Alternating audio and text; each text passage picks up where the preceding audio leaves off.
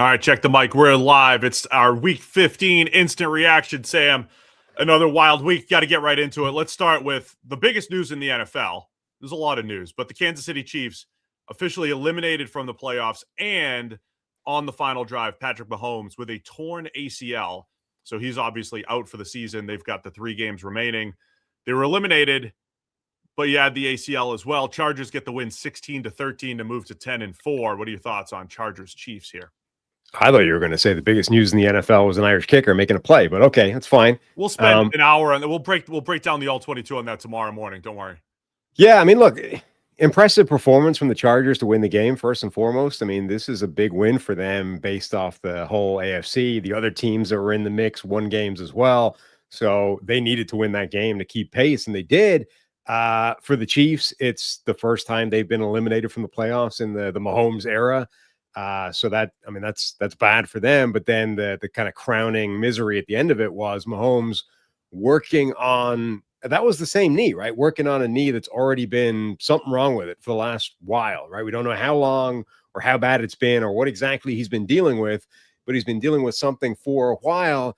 And then that knee hyperextends and boom, popped ACL. That's him done, obviously, for the year. But more importantly, that's him, coming back from an ACL coming into next season, which becomes huge for this Chiefs team, trying to sort of stave off the dynasty is dead talk, Right. And they were a few yards away from perhaps a game-tying field goal. Look, the season was pretty much cooked anyway, but that was their chance to save it, right? That was their chance. And Mahomes gets hurt on that play. Gardner Minshew comes in, game-ending interception. So, yeah, credit the Chargers, man. They did a really nice job. They also, I mean, Justin Herbert started making some unbelievable throws right before the half, a great touchdown. He was making some big plays because he's been dealing with these offensive line issues for the majority of the season. And all of those injuries started to catch up for Kansas City on the other side. So, something to keep an eye on here. As you said, they're done anyway, Kansas City. Their season's over. But the Mahomes injury perhaps carrying into the beginning of next year with the ACL, plus the whole, like, how do you handle the first year back from an ACL? So it becomes a bigger storyline than just the Chiefs getting eliminated, but something we were keeping an eye on all year because just wasn't Kansas City's year. Lost a lot of close games and, found ways to lose the same way they used to always find ways to win. And it'll be a big offseason for Kansas City in terms of, like, how do they react to this, right? Like, when they've had failures in the past, relative failures, like losing Super Bowls, they've tended to react, like, with strong, obvious purpose in a specific direction. I don't even know what their conclusion is coming out of this season. Like, okay, clearly we weren't good enough this year. There were problems. What are the problems? Like, what are the biggest things you need to address? They're in a tough spot. I mean, this is just the self-evaluation, self-reflection part of this, I think, is going to be tricky for them.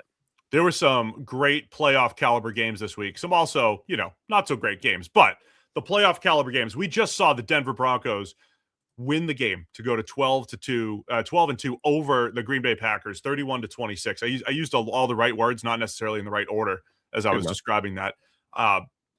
Incredible game by Denver. It's Sam, as I'm watching this game, I think we know Denver's defense is fantastic. I think they had and the Packers and Jordan Love were giving them a great game. They were up early, and Christian Watson injury, a Micah Parsons injury, those are factors here. But I think this is the best game of Bo Nix's career. Best game of his career. I know he threw the ball to the defense a couple times. It got dropped very late there. But this is the best game of Bo Nix's career. And to me, a Denver defense that we know is championship caliber. Games like this show me Denver can win in a shootout if they need to, right? Bo Nix, he may not be perfect week to week, but I think when you need him, he can pull off a game like this. I think it was the best game of his career. And look, Denver in the second half, man, like them in the second half of games this season, they're crazy good. I don't feel like that's something you can be, good at permanently, sustainably, long term, but maybe you can do it for an entire season, like those weird years that you just have from people.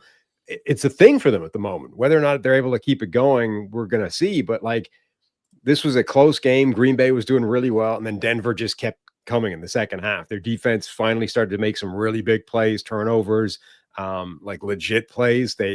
Patrick Surtain made an amazing play to break up a pass intended for Christian Watson that got Watson hurt. And then their offense kept coming back as well and kept firing. So, yeah, really impressive performance by Denver. For Green Bay, you would be like, well, not the worst thing in the world to lose to another number one seed, another team trying to vie for that one seed in the other conference, except the toll it took, right? The Christian Watson thing went down with the shoulder. We'll see how long that is. Micah Parsons' ACL is done. I mean, that's the initial fear, but it was. You could see it based off the replays. He's going to be done for the year. And I mean, we've talked all season long about the impact that he's made on that defense. He's one of the best single defenders in all of football. They are using him creatively. Like it's huge. I mean, look what they traded to get him, and now he's not there anymore. So it's such a blow for them. And you could argue the two biggest non-QB impact players on the Packers team. We've talked a ton about when Christian Watson has been healthy and out there, that offense looks different. Explosiveness, a little bit more juice on the outside, the size and speed that he has, and then what Micah Parsons brings to the table, of course, just since trading for him, that defense looks completely different. So something to keep an eye on from an injury perspective for Green Bay, and an impressive win for Denver, who is now in control of the number one seed in the AFC. Let's just bounce around. Let's go back to the 1 o'clock window. Buffalo Bills, 35-31 over the New England Patriots. The Bills show that they're not done. They are not done. And it looked ominous for a minute.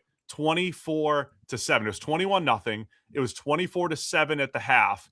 Patriots up. And then the Bills start creeping back into it, making some big stops on defense too, and handling a couple counter punches from the Patriots. But I thought the Bills showed, when you have a 35-31 game, there's some weaknesses there on your defense, but they cracked down when they needed to. Josh Allen and that offense made huge plays when they needed to win 35-31 to move to 10-4. Yeah, hugely impressive comeback. The Bills have been terrible in first half this season. They're a little bit like Denver, I guess. But first half, they look like they were getting wrecked. The Patriots look like the better football team for the second time, arguably this season, given that they beat them the first time. And you're like, this is a statement win from the Patriots' point of view. And then Buffalo did start making plays, made the comeback, and looked really impressive doing so. I don't know, I feel like with Josh Allen there, you have to give them credit for being able to make those kind of comebacks pretty much at any moment.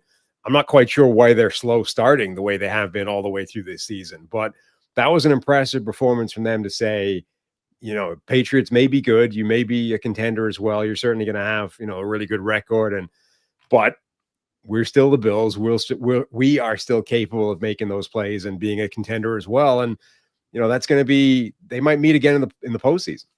Allen with 3 more passing touchdowns, including just an incredible. It looked like they got not screwed out of a touchdown, but they had a Josh Allen rushing touchdown negated by a holding. 3rd and goal from the 15. Great touchdown pass to Dawson Knox on the scramble drill. Josh Allen continues to make those huge plays. And for New England, it's another one of those. We haven't seen a ton of tests this year. They beat Buffalo in Buffalo. They beat the Bucs. Haven't beaten a lot of good teams. And it looked like, hey, we're handling it. With silence and all the doubters. We're up 21-0. We're up 24-7. But a second half that New England has to find a way to bounce back from. Now, look, they're still 11-3. They still have control of the division as far as controlling their own destiny. But a huge game for the Bills. And in Buffalo now, with Kansas City officially out of the playoffs, I think they're favored in every playoff game. They're favored against every AFC playoff team. They could be the 5 seed, but I think they're favored against every team. So they're probably feeling good about that, and at least pulling off a playoff caliber game here in the 1 o'clock window. What else? Just going through all the big stuff. LA Rams 41-34 against the Lions. Rams moved to 11-3. They're still sitting atop the NFC. Tough one for the Lions now, moving to 8-6. Going to be tough for them to sneak back into the playoff picture. Another couple touchdowns from Matthew Stafford, 368 yards, including 181 to Puka Nacua. Yeah, and another one where a lot of it is going to be what are the injury implications of this? Devontae Adams pulled up with looked like a pretty bad hamstring, having apparently been nursing one for the last couple of weeks. Obviously, we're late in the season. You don't have that much time to come back from that kind of thing. Puka Nacua went down late. Didn't seem as serious, but these are 2 of the most important players that the Rams have. This was another impressive win from them. Like the Lions, they threw some haymakers at the Rams. They made some big punches of their own, and then the Rams offense is pretty much unstoppable at the moment. They just kept going and kept hammering away. And eventually the Lions defense just couldn't make enough plays to keep them in it. Not exactly an Urban from the Rams. Didn't have that kind of balance, but 519 total yards. So they had 159 on the ground, another 360 through the air.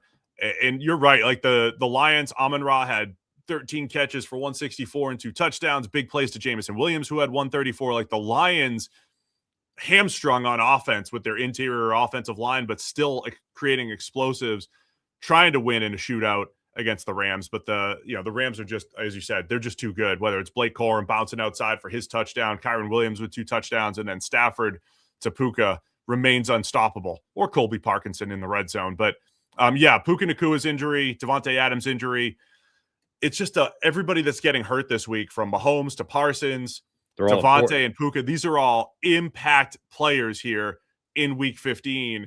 And of course, the NFL wants to go to an 18-game schedule because that'll solve everything. That'll make things so much better here, Sam. But that's the 4:00 window. Huge turn of events for the number 1 seed in the NFC. The Seattle Seahawks still very much in the mix for the number 1 seed because they're also 11-3. So they beat Phillip Rivers, the 44-year-old grandpa, made his return. 18-16, Seahawks get the win. Seahawks 11-3, Rams 11-3. They're coming back Thursday night. Battle for the top of the division, battle for the top of the NFC. Rivers finishes 18 of 27 for a $120 touchdown and then a game-sealing interception for the old man. What'd you think? Crazy how close this game was. Like this went kind of as we would have expected with Old Man Rivers, in that he didn't have much to bring to the table. I mean, Robert Mays had a tweet that was like, we're going to see what the human brain, and pretty much only the human brain, can actually achieve playing quarterback in the NFL. Because Rivers looked like a 44-year-old grandfather who put on some weight over the last few years. Like, didn't have the arm to get much done, couldn't move. Anytime anything like bad happened, he just had to basically turtle up and fall over in the pocket. And yet through sheer mind alone was able to sort of slowly distribute the ball within 3 yards of the line of scrimmage repeatedly and inch it down the field. Like, they only got 215 total yards of offense, and yet somehow that was enough for a bunch of field goals and had them the lead of the game for most of the game. It wasn't until late on when the Seahawks finally took the lead. And then they went back and forth a little bit late on, and Rivers finally had a chance to one last go with 18 seconds left, and he basically had nothing to offer. But it was kind of wild that this game was as close as it was. I mean, the new NFL, by the way. So the Seahawks end up with 6 field goals.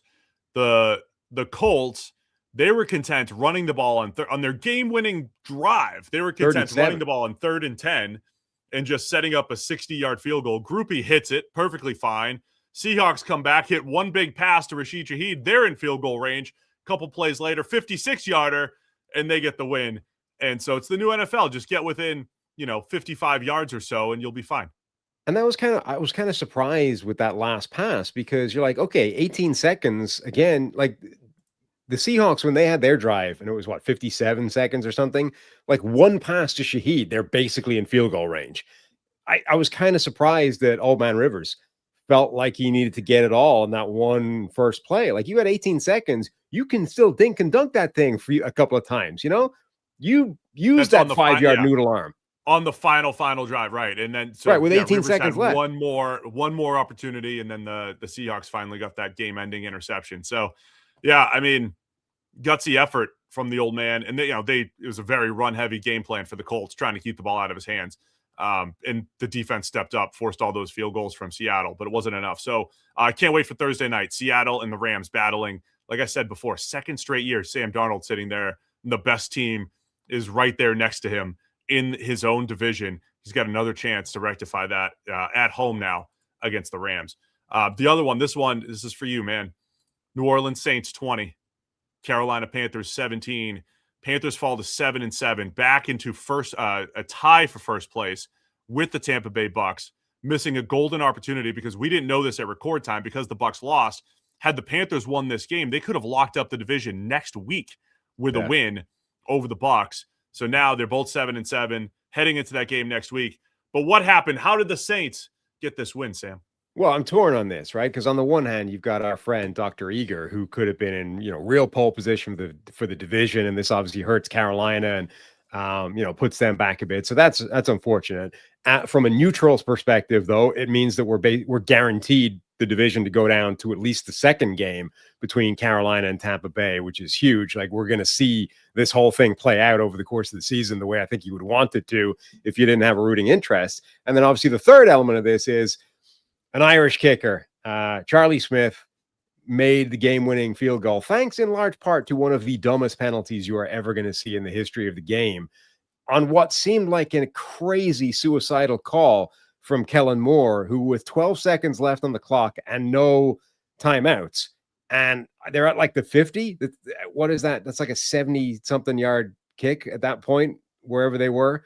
Something insane. Like, it would have been the kick from the moon. And they decided to call a QB draw with 12 seconds left and no way of stopping the clock. And then a ridiculous play from the Panthers to hit Tyler Shuck as he slid to the ground, and get a 15-yard penalty and stop the clock, and set up the game-winning kick from Charlie Smith. Just absolute. I mean, that's losing football from that one individual. So Saints get the win. They're now 4-10. Tyler Shuck, by the way, did it again. Some late game magic that he's pulled out. Not necessarily that the comeback drive, the game tying drive.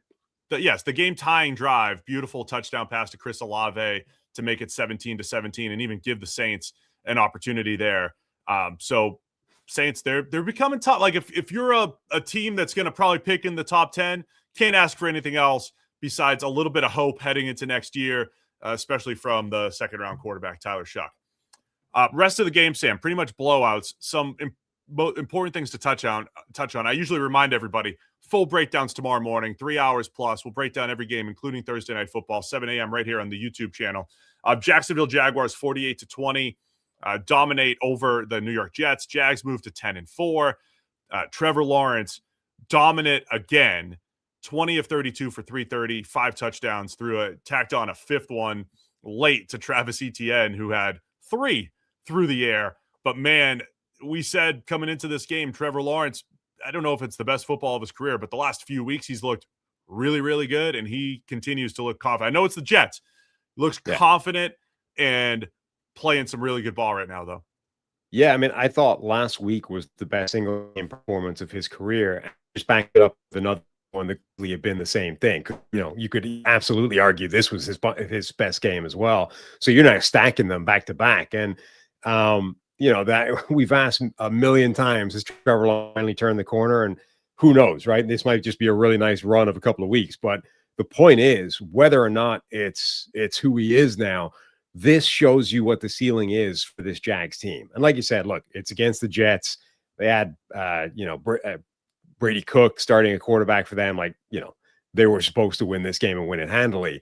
But the Jags, with Trevor Lawrence playing at this level, are like a real force in the NFL this year. Their defense is really good. It forces turnovers. Their run game's been good all year. And now all of a sudden, Trevor Lawrence is absolutely dealing and carving people up, to ribbons. That's terrifying for anybody in the AFC. There's a couple teams that I think that storyline, the story arc is kind of making sense too. There's the Jags. It's a first-year coach, and they're starting to peak now at the right time, where a first-year coach, maybe the familiarity with the offense and Trevor Lawrence, we thought that could happen, and it is now for Jacksonville, really finding their way offensively. I think the Chicago Bears have something similar, 31-3 over the Cleveland Browns. Bears moved to 10-4, coming off that loss last week against the Packers, but a dominant win, forced 3 interceptions from Shedeur Sanders and the Browns. Caleb Williams with one of the best touchdown passes you will see to DJ Moore on a scramble drill. So a lot to like about the Bears today. Yeah, absolutely. I mean, they looked really good. Their defense was making a bunch of plays early on as well. And even throughout the game, actually, Shedeur Sanders, made some plays to try and come back, was again not helped out by some of his receivers. Jerry Jeudy spectacularly turning a really nice Sanders pass into the end zone into an interception by just not catching it and letting Jalen Johnson snag it instead. So yeah, the Bears looked really impressive overall. Myles Garrett inching towards his sack record. Only got given a half sack for that second one. Is that right? So he's still 1.5 away from breaking it. But I mean, he's getting close. He's got 2 weeks from me. He's got to do it within the 16 games, Sam. Houston Texans. There's a lot of taking care of business games, so we'll touch on them quickly. Again, full breakdown on all these games tomorrow. Texans 40-20 over the Arizona Cardinals. Texans remain hot. They're 9-5, so still a game behind Jacksonville here. CJ Stroud with 3 touchdown passes. He threw the ball well. And look, I think, credit the Cardinals. Still have, 3 touchdowns from Jacoby Brissett. They made a few plays in the past game, but Houston remains hot, and it was good to see their offense making some big plays this week as well. Yeah, I mean, the Cardinals ranking up 300 yards against this Texans defense, albeit a lot of it late chasing the game. I mean, that's better than a lot of other teams have been managing recently. So I guess you have to give them some credit for that. And Trey McBride and Michael Wilson, like, these guys are still making plays.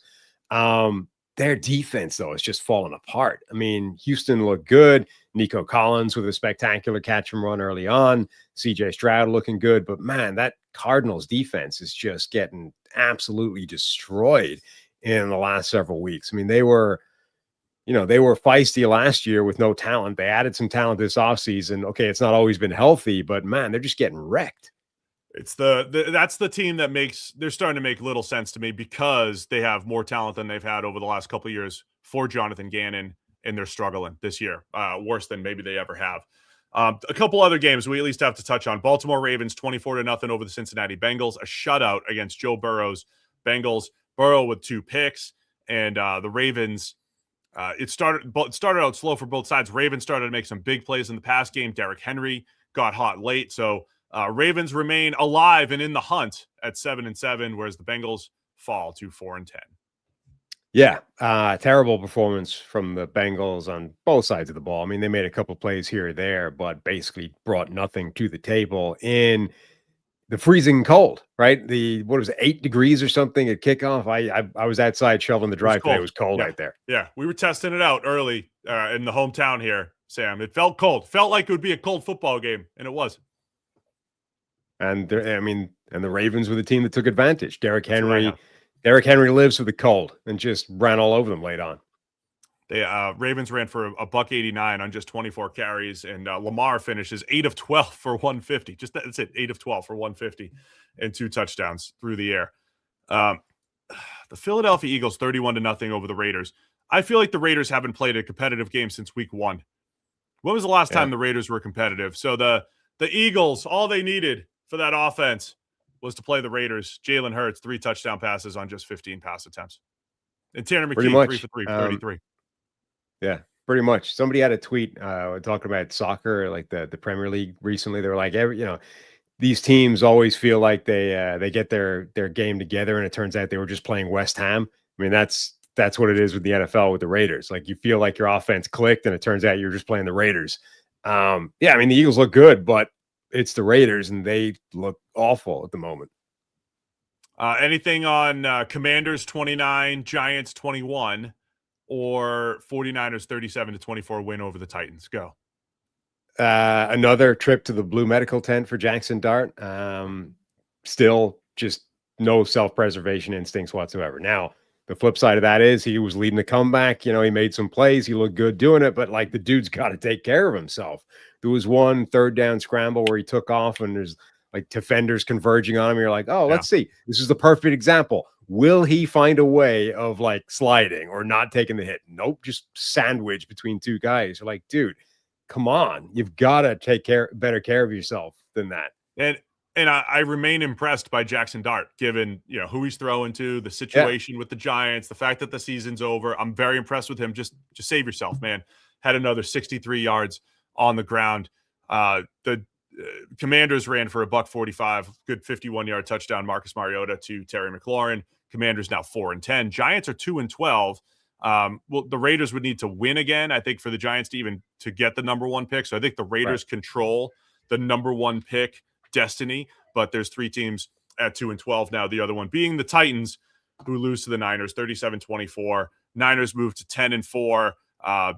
Nice game for Brock Purdy, 295 and 3 touchdowns through the air.